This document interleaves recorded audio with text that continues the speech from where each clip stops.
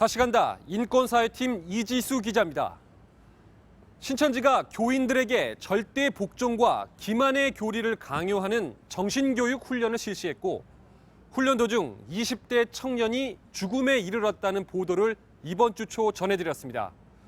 그런데 신천지 측은 당시 사망 사고의 진실도 조직적으로 은폐하고 피해자 부모에게조차 신천지 소속임을 밝히지 않았던 것으로 드러났습니다. 그 현장으로 다시 가보겠습니다. 강원도 삼척과 동해에 걸쳐 있는 해발 1357m 두타산. 지난 2012년 3월 발목까지 빠질 정도로 눈이 왔지만 67명이 등산 장비 없이 줄지어 산에 오릅니다. 내가 길을 만들기로 했어. 이만희 총회장이 평소 강조한 정신교육 훈련입니다. 정말 훈련받은 것이 정말로 자기네들의 마음 같은 그러한 훈련을 받았다는 것이. 이날 신천지 시몬지파 교육 수료생 등 교인 30여 명이 정신교육을 받았는데 20살 여성이 저체온증으로 숨졌습니다. 세상을 떠난 지 벌써 8년. 어머니는 애써 담담한 듯 딸이 좋아했던 과자를 제기에 담습니다. 먹는 거라도 제대로 먹고 갔어야 되는데. 하지만 납골함 앞에선 참지 못합니다. 잘 지냈어. 미안하다 엄마가 지켜주지 못해서. 어떡하냐. 어떡해 엄마는 너를 잊을 수가 없어. 그런데 최근까지 유족들은 피해자가 신천지에 포섭됐었다는 걸 몰랐다고 합니다. 기가 막히다. 꿈에도 생각도 못했어요. 거기 얘가 그러고 있을 거라.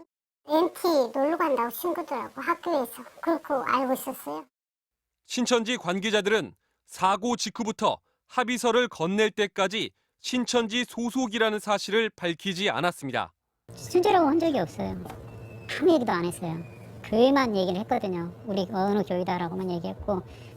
경찰 조사에서도 교회 측과 참석자들은 경기 고양시의 모 교회 소속이라고만 밝혔고 피해자는 교인이 아니라 지인을 따라 그날만 수련해 왔다고 진술했습니다. 당시 피해자와 함께 훈련을 받았던 전 교인은 모두 거짓이었다고 털어놨습니다. 그날 밤에 다 시원지파 화장 거기 9층에 모여가지고 집에 한 명도 못 가고 이유 다 맞췄어요.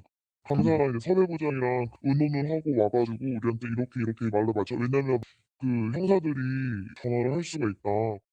또 책임은 피해자에게 떠넘겼고 외부에 알리지도 못하게 했습니다. 그 친구가 혼자서 옷을 얇게 입고 와서 그래가지고 저체온증으로 죽은 거다. 이 일을 발설하지 않겠다 각서도 다 썼어요 그때. 결국 신천지 인솔자 A씨 한 명만 벌금 500만 원 처벌을 받고 마무리됐습니다. 당시 신천지 총회 간부로 사고 보고를 받았던 김종철 씨는 총회 간부들이 지파에 파견돼 수사에 대비했고 이만희 총회장에게까지 보고했다고 밝혔습니다. 총무, 그다음에 법무부, 그다음에 이제 섭외부장 이렇게 이 세 사람이 간 거죠. 마무리하는 게 총회 총무가 이제 총회장한테 보고하는 걸로 끝나는 거죠. 교인들이 허위 진술한 건 교리 때문이라고도 설명했습니다. 매뉴얼 있죠. 왜냐하면 이제 심각한 문제가 됐을 때는 위장을 해라. 신천지가 드러나면 안 되니까 그게 이제 드러나면 이슈가 될까봐 이제 덮은 거죠. 더 이상 발설하지 마라. 그렇게 해요. 그렇죠. 각서. 신천지 측은 이에 대해 당시 인솔자는 해외 선교 중이고 간부들은 모두 교체돼 확인이 어렵다면서도 총회나 집화는 관여한 바 없다고 밝혔습니다.